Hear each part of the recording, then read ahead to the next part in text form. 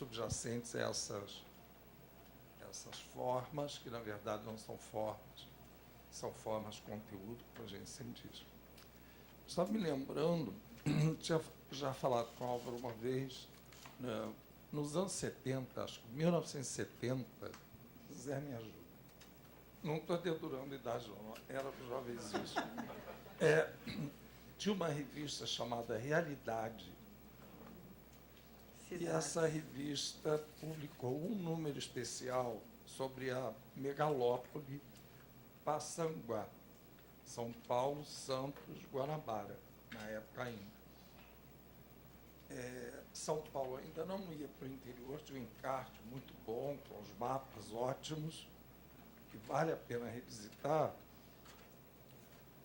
e revisitar para ver como é interessante essa temática, voltar no momento em que também o neodesenvolvimentismo volta para nós e formas novas de planejamento são buscadas. Aquilo ali era fruto de um momento totalmente diferente, planejamento centralizado, em que as áreas metropolitanas, chamava-se assim na época, não eram regiões, as áreas metropolitanas tinham acabado de ser institucionalizadas. E já se percebia que havia alguma coisa além da área metropolitana que era preciso englobar. São Paulo não era São Paulo, a aglomeração, era São Paulo mais Santos. Como eu disse, ainda não ia para o interior. E já se viu Paraíba pontilhado de cidades ligando com a Guanabara de então. Hoje em dia nós temos a ligação Rio-Santos, que é um outro cordão de cidades, que dá uma outra, digamos assim,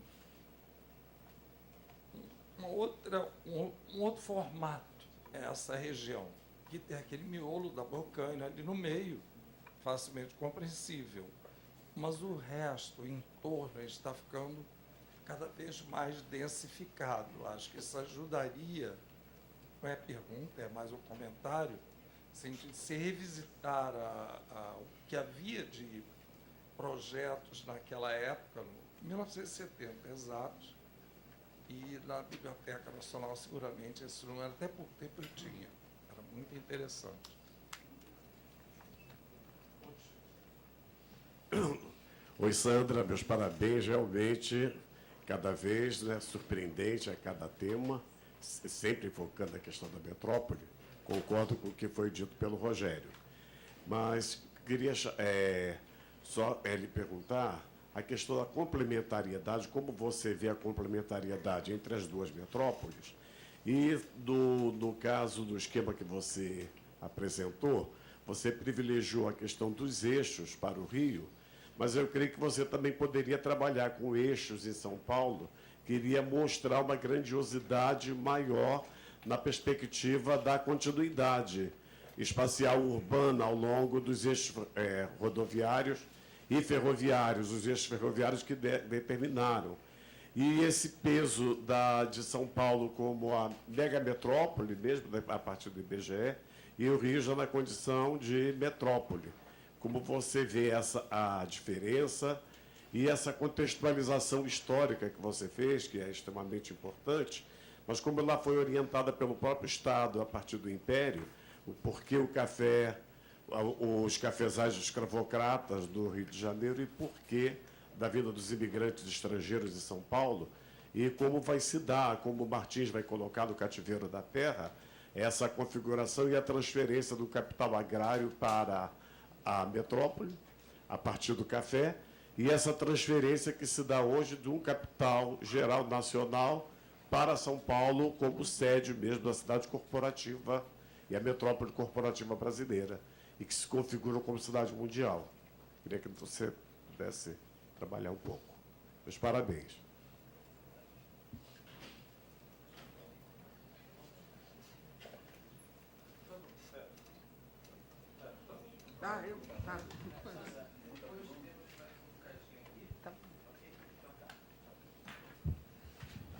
vou pensar alto, né?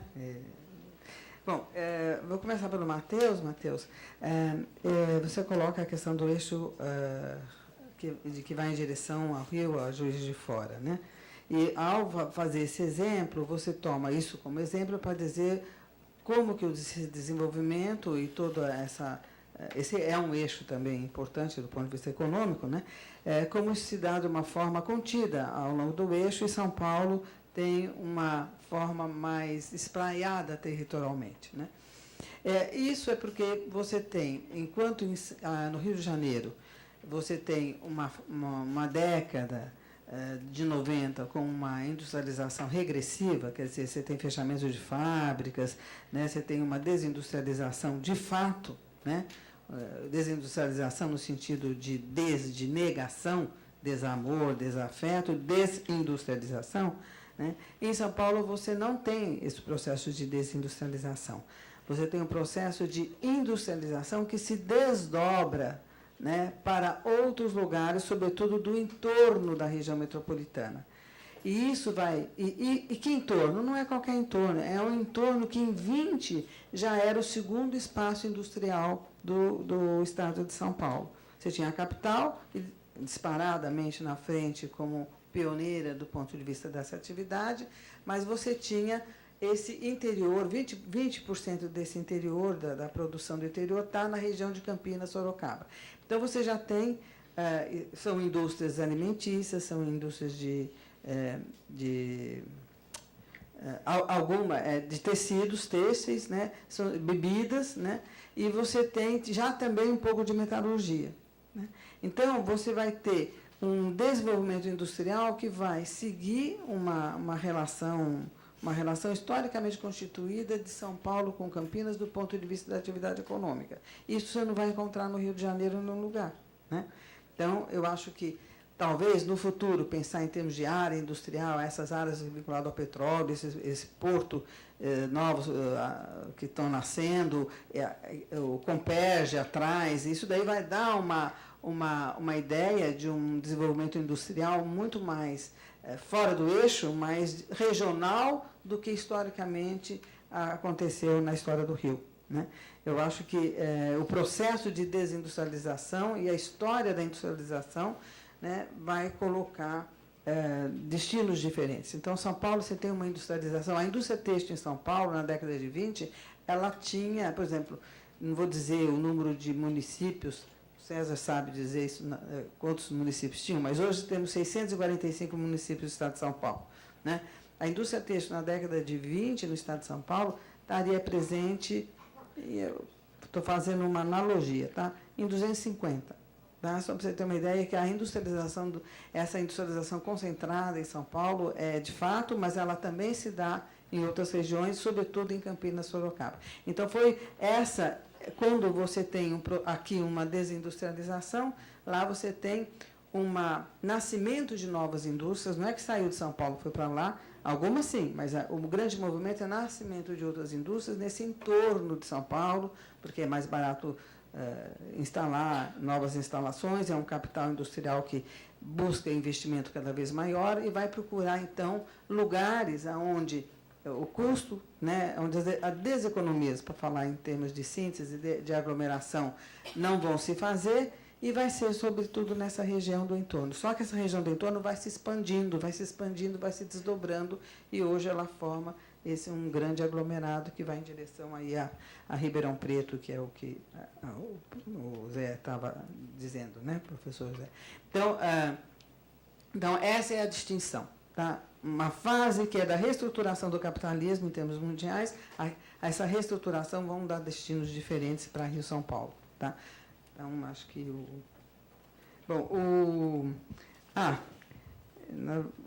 a Zezé Saber falava para mim sempre assim: não, tem que saber para entender São Paulo, Vale do Paraíba, soleira de que luz, né? Então, usando aí o termo. Eu acho que tem uma descontinuidade, sim, eu acho que sobretudo com relação à natureza, e é uma descontinuidade que ela é marcada a gente tem que compreender um pouco a natureza para poder entender como é que as coisas são distribuídas territorialmente. Eu acho essa coisa bastante instigante. A gente quase não trata um pouco disso, mas essa serra não vai ser impeditiva, né? Não vai ser impeditiva dessa ligação e desse desenvolvimento. Eu acho que... eu vou dar um exemplo que é ao contrário. O trem-bala tem uma dificuldade para chegar no Rio de Janeiro, porque atravessa, não sei, acho que 20 quilômetros de favela, então precisa fazer um túnel de 20 quilômetros que embute esse trem-bala para que ele não passe no meio das favelas. Então, isso é uma dificuldade do ponto de vista... é uma dificuldade mais facilmente resolvida, porque ou se tira a favela ou se faz o túnel, que tem um custo, mas com relação à Serra das Araras é uma dificuldade de outra natureza. Mas as descontinuidades não tiram a unidade, né? Mas eu acho que elas são importantes para se compreender, né, esses buracos não luminosos e para compreender o tipo de ocupação. E a questão da serra é importante nesse desenho Rio-São Paulo, porque permite perceber por que São Paulo não é em Santos. Né? Porque se todas as capitais, até então, tirando Curitiba, se todas as capitais são litorâneas, por que São Paulo não é no litoral? Né? Então, é uma pergunta para a gente sempre se fazer. Olha, não é no litoral, primeiro porque nem os índios, o grande aldeamento indígena, não era no litoral, era em Santo André da Borda do Campo, né? Porque ali você tinha uma insalubridade muito grande. E a serra... E a serra, o caminho, os índios faziam e chegavam até Santo André, e ali era o grande acampamento. Né? Outra dificuldade é também, quando a gente pega uma questão de montanhas, é a questão por exemplo, poderia ser em Santos, mas por que não foi mais no sul, né, do estado? Porque para subir a serra, e aí São Paulo não é nada, nunca foi nada, historicamente... e o sonho era entrar no interior e buscar o ouro, que estaria lá nos Andes, né? Então, a penetração de São Paulo vai se fazer para o lugar que é possível. Mais ao sul, você tem que andar 100 quilômetros para começar a subir a serra e chegar nos Andes. E subir e atravessar para chegar no Pacífico. 100 quilômetros no século XVI, XVII é muito, né?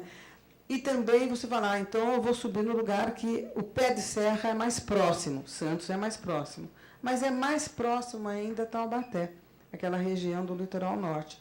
Mas é impossível você galgar aquela serra, porque ela tem 1.300 metros de altitude, é muito mais íngreme e cria dificuldade. Então, o único lugar possível de São Paulo ser edificado como cidade, como Vila de São Paulo, né? É aquela coisa.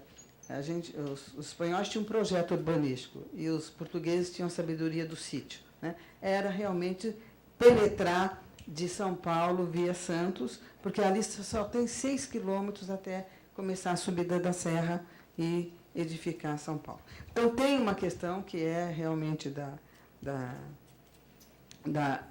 questão do relevo, da configuração natural, né? E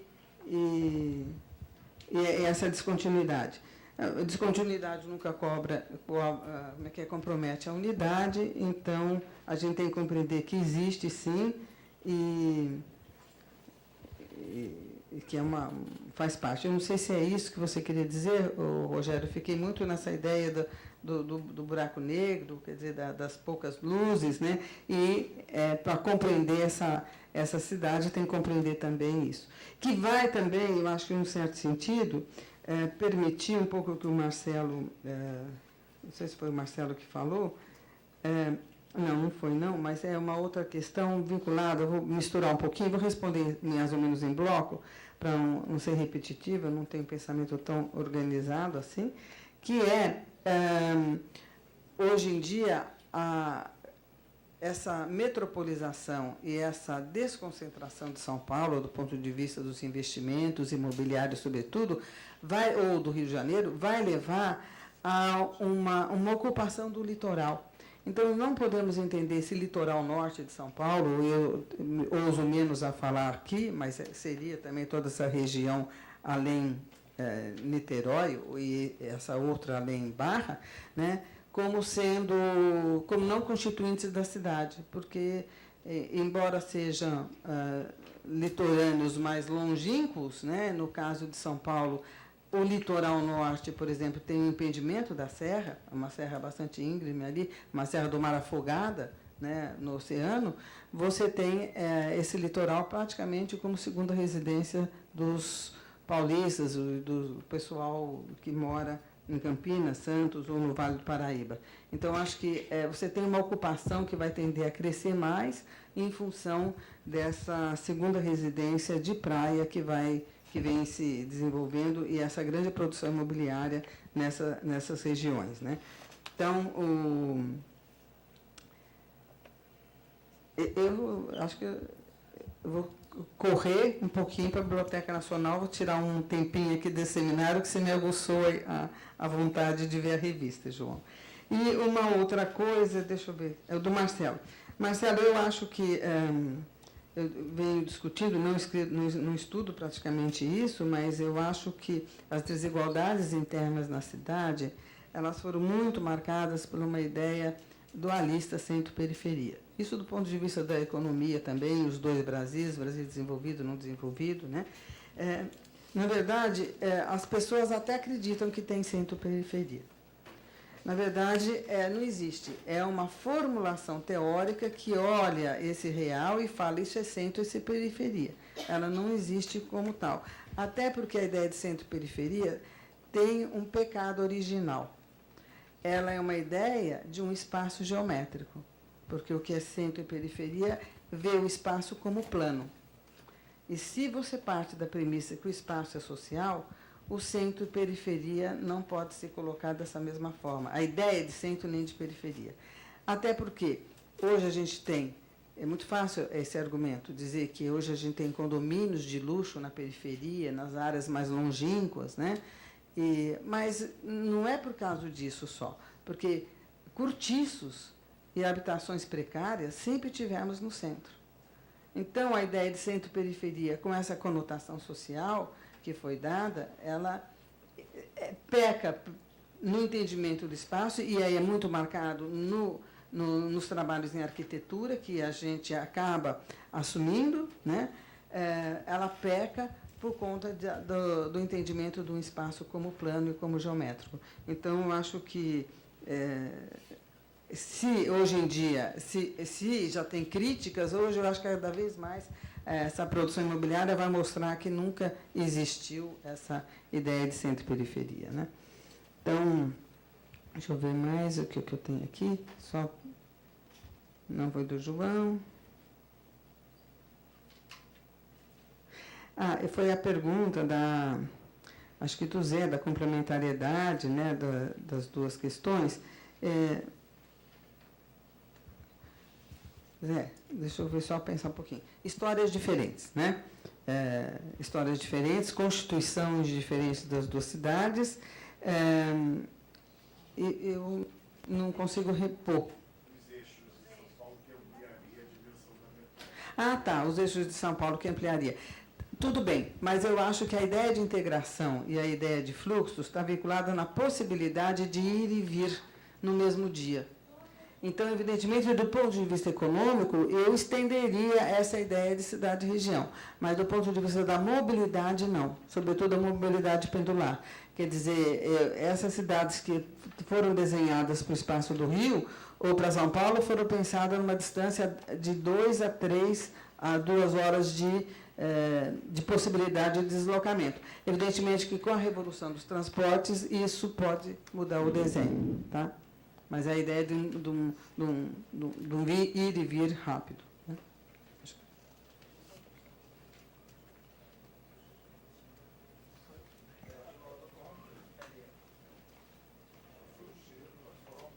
Antes de retomar as perguntas, eu só queria pedir para os ouvintes confirmarem a presença na mesa quando vocês estiverem saindo. Tudo bem? Confirmar a presença na mesa, porque é importante que os ouvintes marquem a presença em cada mesa que eles assistem para poder receber o certificado. Bom dia. Eu gostei muito da sua apresentação e estou de acordo, totalmente de acordo com a sua interpretação.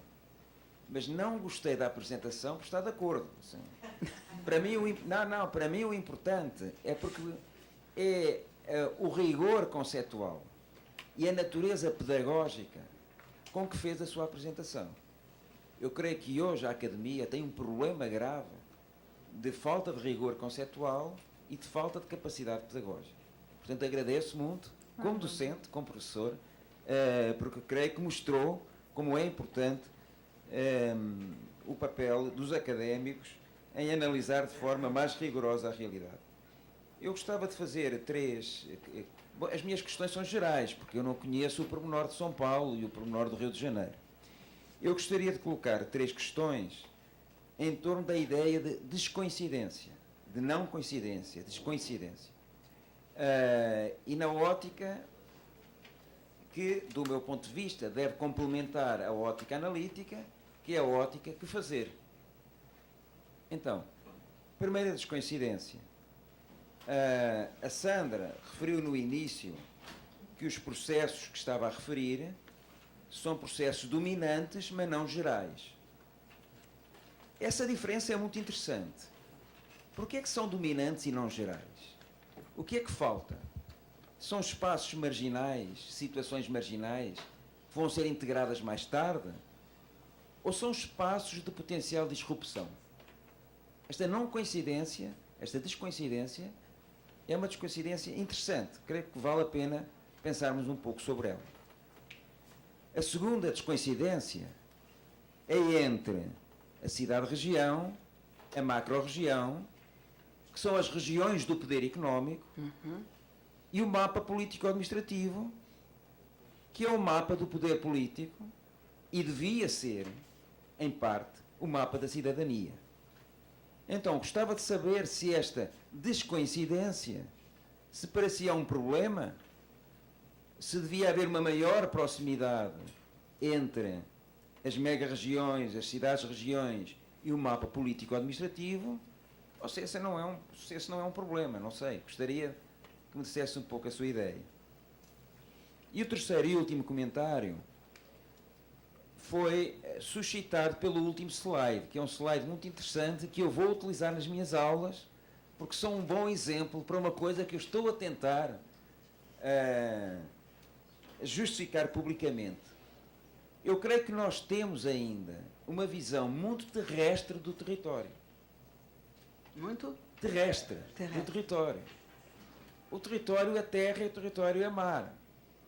Na Europa, nos últimos 5 anos, surgiu muito a ideia do ordenamento do espaço marítimo. Porquê? Porque o espaço marítimo tem um valor económico cada vez mais forte. E então, essa consciência de que o espaço marítimo tem um valor económico como tem o valor terrestre, levou a que se olhe de uma forma mais integrada a componente terrestre do território e a componente marítima do território em sentido lato. O último slide é muito interessante porque mostra que aquilo que se chamou o espelho da mega-região, significa que a mega-região também existe e também vai existir no próprio oceano. Então é aí outra descoincidência entre terra e mar que deve ser analisada de forma crítica, porque há uma integração cada vez mais forte e que não pode ser esquecida, não pode ser ocultada.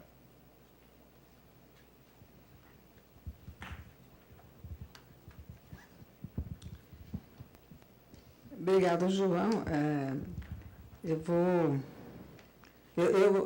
Essa foto do petróleo é impressionante, né? Que é o pré-sal, eu acho impressionante. É português que está olhando o mar, né? Um país pequeno, e não é à toa, um império português, se não fosse o mar, se não fosse o oceano, né? Então, também esse olhar, né, português. Mas também é interessante, o mar também, o espaço marítimo, na verdade, é também um espaço. Tá? Essa que é a questão do ponto de vista de que ele tem recursos, ele é explorado, e não é só o topográfico do terreno. E aí eu vou só completar, mas o ar também. O espaço aéreo também, E vou dar um exemplo de São Paulo. São Paulo é a cidade com o maior número de helicópteros do mundo voando na cidade. Também é a maior cidade de número de carros blindados, né? O que já é para a gente não achar tão bom. Mas os helicópteros, e temos mais de 230 helipontos, edifícios com helipontos na cidade, onde cada edifício com heliponto, o valor de cada escritório, cada office, né, triplica, porque tem a possibilidade de resolver a questão do tempo dos negócios. Então, é um espaço normatizado, então é um espaço geográfico também. Nós ficamos muito no terrestre aí. Mas, e acho a ideia do que não coincide, talvez eu pensar de duas formas. Esse não coincide, né, pode ser não coincide porque é um espaço de possibilidades ou é um espaço residual, né? Residual no sentido que é resíduo de um outro tempo, que ao capital não interessa, então ele fica como um resíduo desprezado, né? Ou é um espaço de possibilidades, né, como aquele que é o que não coincide, quer dizer, também pela faceta do possível, que está à espera e a espera ser resguardado por uma exploração futura, né? Então, acho interessante pensar essas duas coisas, né? Por exemplo, o espaço residual, vou dar um exemplo mais gritante, que quem me falou isso é o Neil Smith, já há uns 10 anos atrás, que o maior espaço residual do planeta, que era o da faixa da zona do Sahel, porque é um espaço destinado para o Banco Mundial, para depósito de bomba de lixo atômico, e é para não ter investimento zero. Ele preconiza investimento zero nessa área, né? Então, é um espaço que não é um espaço do possível. É o não coincidente, mas não é o possível, é o não coincidente como residual, né? Como residual. Então, acho que não sei se eu falei alguma coisa, você pensou nesses dois termos, coincidente e não coincidente. Eu acho que é interessante, mas eles não são iguais quando você vê a ideia do resíduo e da possibilidade, né? O mapa do poder político. Tá. Claro, você vê a conformação de qualquer... você fala, mas administrar uma cidade em termos de um planejamento desse tamanho, uma macro-região, tem níveis de planejamento e níveis de escala de atuação, né? Mas a grande disputa que teve recentemente em São Paulo foi em função de auferir, os dois partidos políticos brasileiros, PT e PSDB, se degladiam muito em termos de um projeto de tarifa para que haja possibilidade de transporte das pessoas de um município ao outro, pagando a mesma tarifa tarifária de um município e não intermunicipal, né? Então, tem projetos, nenhum dos projetos deslanchou, mas o desenho dessa macrometrópole vai induzir, como a primeira política, de pensar esse espaço como unidade a partir do preço da passagem do transporte ferroviário e do transporte de ônibus, né, no sentido de pensar uma política de transportes que tenha unidade. Mas só se dá nesse nível, infelizmente. As outras tentativas são de consórcios de 7, 8 municípios para algum recorte de atuação, saneamento, lixo, né? Mas, em geral, do ponto de vista de um projeto maior, de uma integração política, apenas a nível de transporte que estamos tentando caminhar. Mas agora, com litígio dos partidos, é capaz de não sair nenhum nem outro, porque nós temos uma prefeitura do PT, numa cidade mais... do PT, uma cidade mais importante, e no Estado, o do PSDB. Então, fica difícil essa negociação do ponto de vista da dimensão política que ela contém.